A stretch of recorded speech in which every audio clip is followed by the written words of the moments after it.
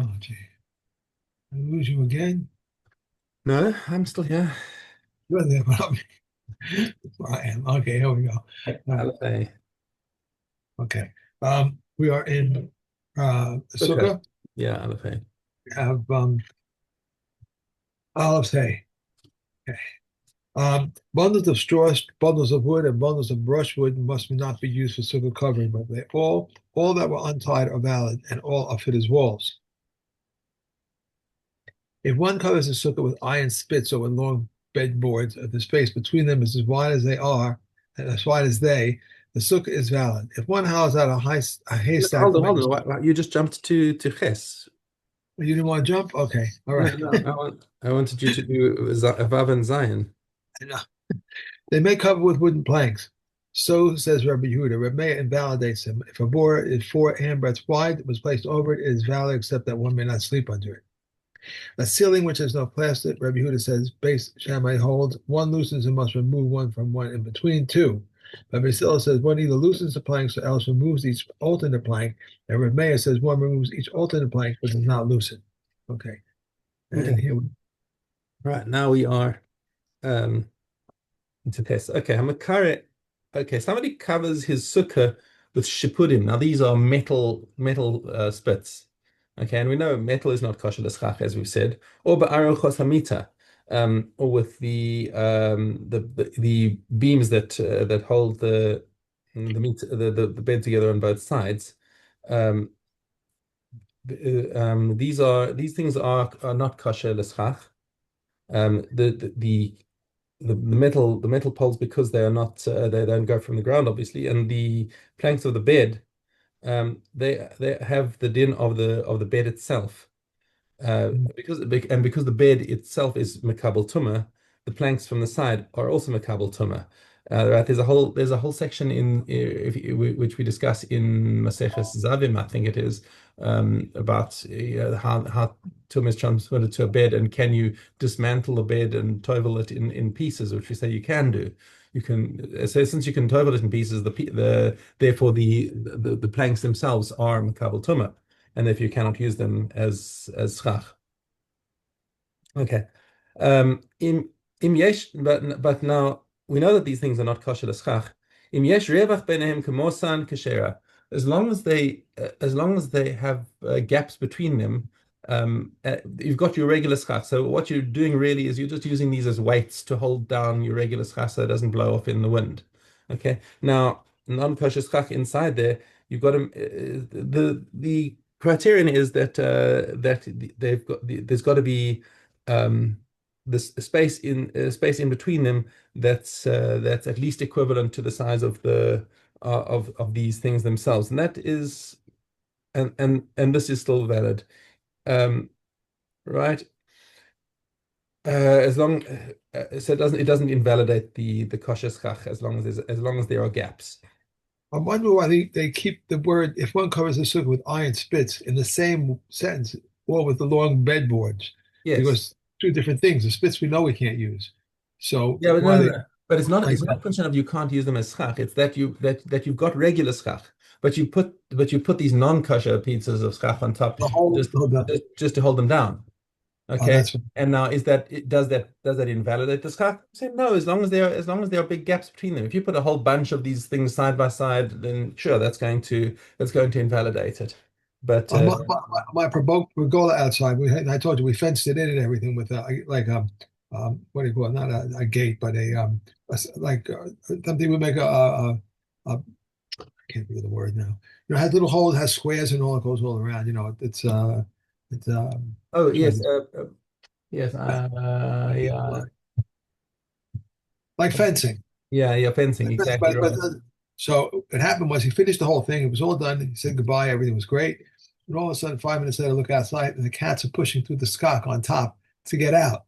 So I called him. He came right back. He says, we got to cover that. So we checked with the Rav. I don't know what he said, but you can put that on top because it has the Yes, spaces in between. and that's It's the fine. Mishna. That's the There's Mishna. 2 seconds. They were going right at the top. You know, Yes, I know this as a cat owner. Mm, you don't know this though. We got 6 more cats in the back. They come because my wife keeps feeding them. really. They keep feeding them. Don't get too many cats. Too many I, cats you start exuding a certain pheromone that starts affecting your brain. I saw this somewhere that there's a my brain's affected with too many something. cats is very unhealthy for you. Really. Yeah. I can't. The mother has birth, and they go onto the deck. They stay there, and then they come out and see the food, and they Hmm. Just don't bring them anyway. in the house. No, I'm not going to house. Yeah. Definitely, I got four. That's enough. Feeding them is one thing, but yeah. Okay. Achoted begadish la'asos bo sukkah ein sukkah. Completely different story over here. This is the Ikar place of Taseh v'lo mina asoy. So Yeah, the haystack is completely kosher l'schach, right? right. None of it's mekabel tum. It all grows from the ground. So this big haystack, he burrows a hole inside it. That's the right dimensions for a sukkah, and wants to sit inside that. No, that doesn't work because the schach has to be put on. It cannot be something that was just found in place. Okay. Hamishal defanos milamala lamata. Okay, so here's where let's say he's got a canvas and he rolls it down from the top to the bottom, but there's a gap at the bottom. All right, the wall doesn't reach all the way to the ground. Im gevoha min haaretz shloshet tefachim psula. 3 tefachim at the bottom means that that's not a wall. Okay, that's it's got to if it's within 3 tvachim, we call it lavud, and we say, okay, that's a good sukkah. But if it's more than that, then you don't have a wall there. Right. Mi lamata lamala. What happens if you start from the bottom up to the top? And this is the case of just about everybody's mepeset. Im gavoa min haaretz asara tvachim kashera. You just need 10 tvachim, and that's a wall. That's and that halacha is pretty much everywhere in Hilchos Mechitza. The 10 tvachim Good. is a wall. Rabbi Yossi Omer, Kashem shelimata lamala asar tvachim, kach milamala lamata asar tvachim. That's an amazing opinion that Rabbi Yossi says that even a gap of 10 tvachim is fine for the wall going down. But that is not the halacha. Hirchik es has tikuch min hadefanos shlosha tvachim psula. If the schach is not within 3 tvachim of the wall, then that wall is not part of the sukkah. Right. Okay, and this, by the way, is one of those important things where, to repeat what we said before, that even if it's pasel schach filling in the last few tvachim, that's okay. That still joins it to the wall because by the law of dofin akuma. But if you've got air, it does not make a dofin akuma. So if you just got air inside there and the schach doesn't reach the wall, then that wall is not part of the sukkah. My neighbor did this one year. He's doing it now every year, but he says sometimes it blows, and if it blows too much, then you're losing the sukkah. So he ties it all around and everything, so it can't blow. The wind can't blow it and all. Right, that's Mm. 100% legit. That's what I hope to do that usually, but I cheated this year and I looked at the 10-day forecast at the wind expected winds, and there was nothing out of the ordinary, so I didn't bother tying my schach down. It's a good idea. Okay. All Somehow right. one of my rolls of schach still ended up on my neighbor's mirpeset area of Sukkot. I don't know how it did that because there wasn't any wind. But anyway, I had enough time to go and grab it and put it back on just on my way out to Mincha. Anyway, Okay. Mishnah Yud. Bayis shen nifchas v'sikech al gabav. Okay, so you have a house that was partially destroyed. Um, and he said, okay, well, why don't I put a schach over this and we can make a sukkah out of it. Um, uh, Sorry, I just lost my place there a second. I'll give up. Im yesh mina kosel lesikuch arba amos psula. Okay, so if you've got 4 amas, now we're talking about dofin akuma. So Right. part of the ceiling is still intact, and he puts schach over the rest of the ceiling. Now, if the gap between that and the ceiling, sorry, somebody's calling me, and who is it? I have no idea who it is, and I'm going. Okay. So if it's more than 4 amas, that's no good. Less than 4 amas, we call it a dofin akuma. Uh, And then you can count the walls of the house towards the schach.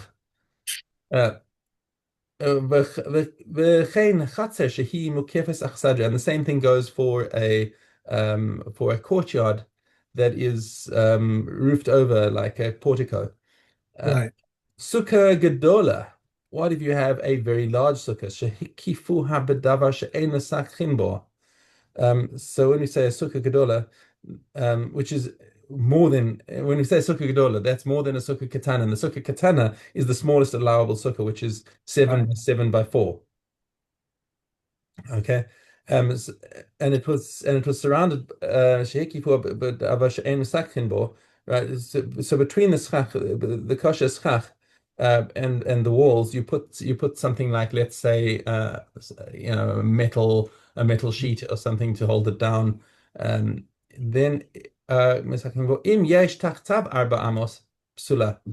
If the width of that of or whatever is holding it down around the edges is more than four amos.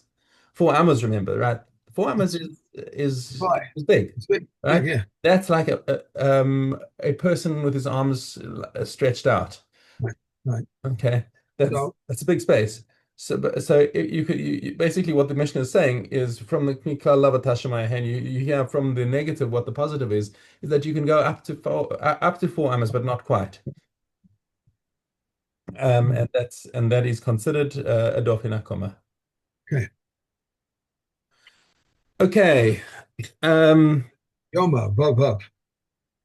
Yes. Okay. yes, let's go to Yoma. What did he do? He parted the strip of red wool, half of it tied to the rock and half of it tied between the two horns, and pushed it backwards. It tumbled down. Before it reached halfway down the mountain, it was torn limb from limb. He would return and sit under the shade of the last booth until it became dark. 90, until it became dark. And from when does he contaminate his clothing?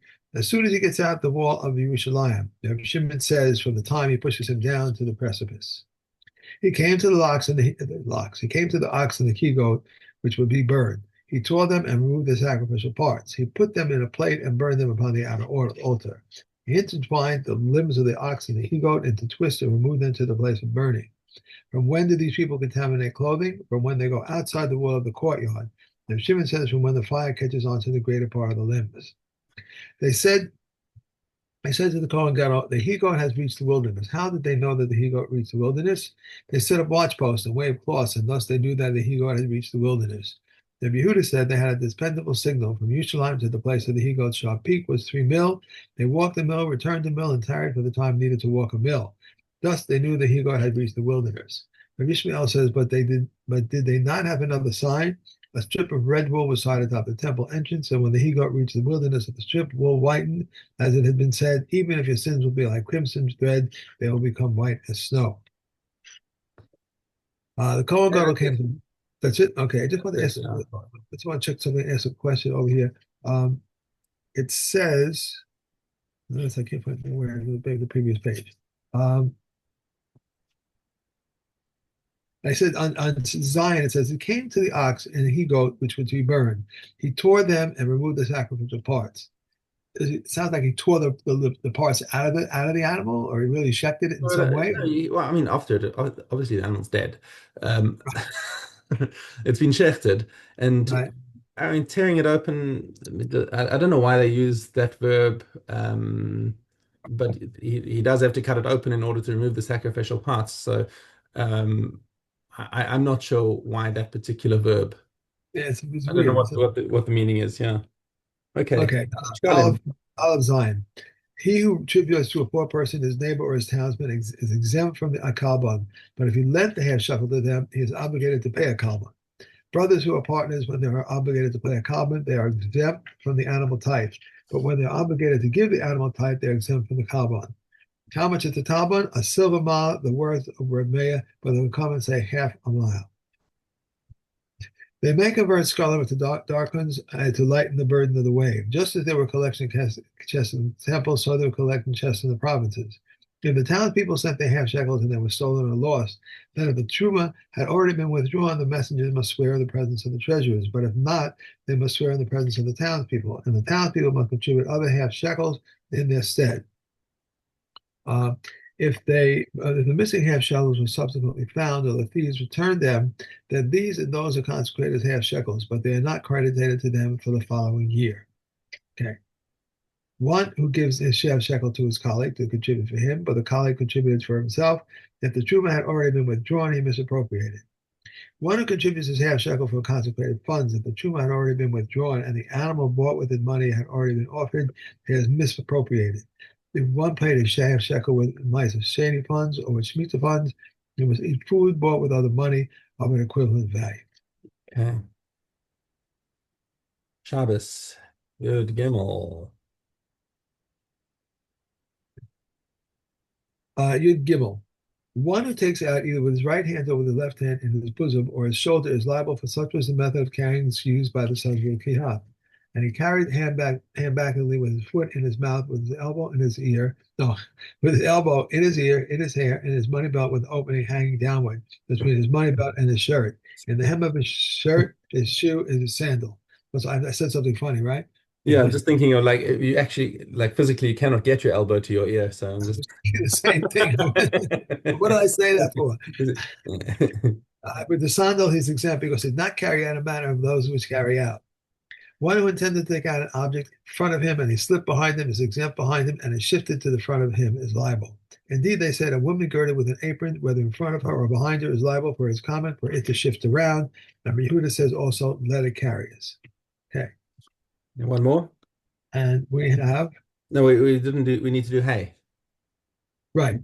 One who takes a loaf of bread out to the public domain is liable. If two people took it out, they're both exempt. If one could not take it out by himself and two took it out, they are both liable. Reb Shimon says, however, exempts him. One who takes out puts foodstuffs less than the prescribed amount in a vessel is exempt, even for the vessel, because the vessel is secondary to it.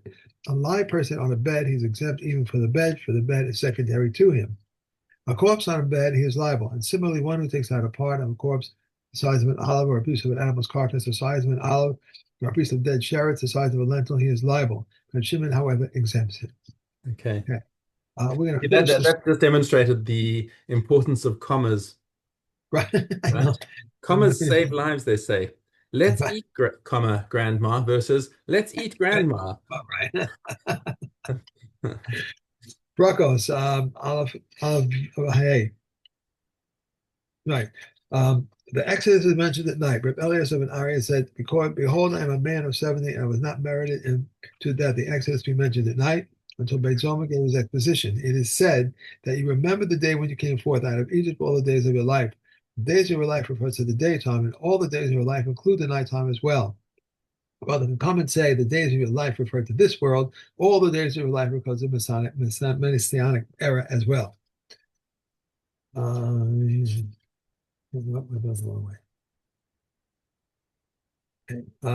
Wait, I made a mistake. We were on hay, right? Yeah, now you're on to his base aleph. Right, okay. Someone was reading the Torah, then the time of the recital arrived. If he set in it, if he set in it, if he set his heart to it, he has discharged his obligation, and if not, he has not discharged his obligation. Between the paragraphs, he asks out of respect and answers. In the middle, he asks out of fear and answers. These are the words of Emea. The Buddha says, in the middle, he may greet on account of fear, then may return a greeting of respect. If he breaks, he may greet out of respect and return the greeting to anyone. These are the breaks between the first and second bracha, between the second and Shema, between Shema Yisrael, and it shall come to pass. Between it shall come to pass, and the Lord spoke between, and the Lord spoke in a true and firm. Rabbi Yehuda says one is not permitted to interrupt between Ba'omer and Yatsev. Yeshua said, Yeshua ben Kocha said, why does Shema precede Vahaya? So that no one should accept upon himself the yoke of the kingdom of heaven and afterwards take upon himself to observe mitzvahs. Why does Vahaya come before Yomer? Because Vahaya has application both by day and by night, but Yomer is only applicable by the daytime. Okay. Okay.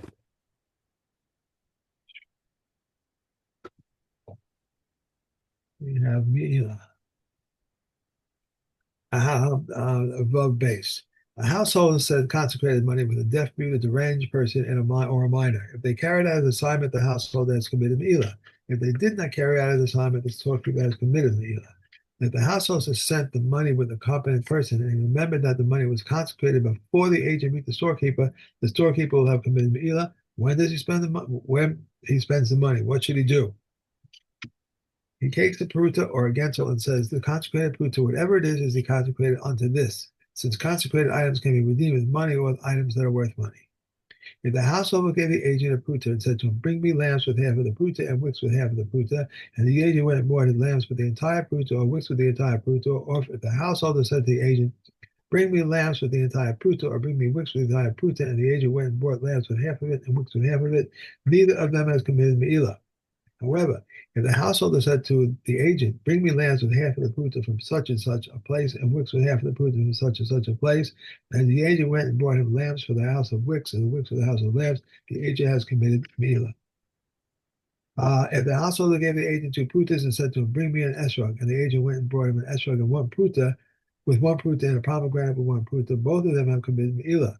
But Yehuda says the householder has not committed me'ilah, for he can say to the agent, I would have wanted a superior esrog, and you brought me a small inferior one. If the householder gave the agent a gold dinner and said to him, bring me a shirt, and the agent went and brought him a shirt with three of the Salem and a coat of three of the Salem, both have committed me'ilah. The Yehuda says the householder has not committed me'ilah, but he can say to the agent, I would have wanted a superior shirt, and you brought me a small inferior one. Okay, Regarding that's it. that's it. All right, we're going to finish this tomorrow, I think. Yes, we'll finish this tomorrow. Oh, cool. So, Then we're on to Tamid. okay. Okay, and Baba Me Batzia. Until when is he required to announce? Until there is time for his neighbors to know of it. These are the words of Rebbe. Rabbi Yehuda says the festival is in 7 days after the last festival. Last festival said they may have 3 days to go home, 3 days to return, and 1 day to announce. If he mentioned the lost article but not mention the distinguishing features, he should not give it to him. As for his deceiver, although he mentions its distinguishing features, he should not give it to him, as it said, until your brother seeks it, which is interpreted as meaning until you test your brother to determine whether he's a deceiver or not a deceiver. Anything that works and eats shall work and eat. Anything that does not work but eats shall be sold, as it is said, and you shall return it to him, which is interpreted as meaning, see how you shall return it to him. What shall be with the money? Rav Tarfon says he may use it, therefore if it is lost, he is responsible for it. Rav Akiva says he may not use it, therefore if it is lost, he is not responsible for it. If he found scrolls, he may read them once in 30 days. If he does not know how to read, he should roll them. However, he should not study in them for the first time, nor should another read with him. If he found the garment, he should take it out once in 30 days and spread it out for its benefit, but not for his honor. As for silverware or copperware, he should use them for the benefit, but not to wear them out. As for gold utensils and glassware, he may not touch them until Eliyahu comes. If he found a sack or basket or anything that is not accustomed to taking, he need not take it. Okay, that's it, I think. Okay. Yes. Yeah, that's Right. it. We're done. Okay, Talmud tomorrow. Yeah. Talmud tomorrow. Okay. Okay. Okay. Good Have a great Chodesh. day. I think tomorrow. Good Kodesh.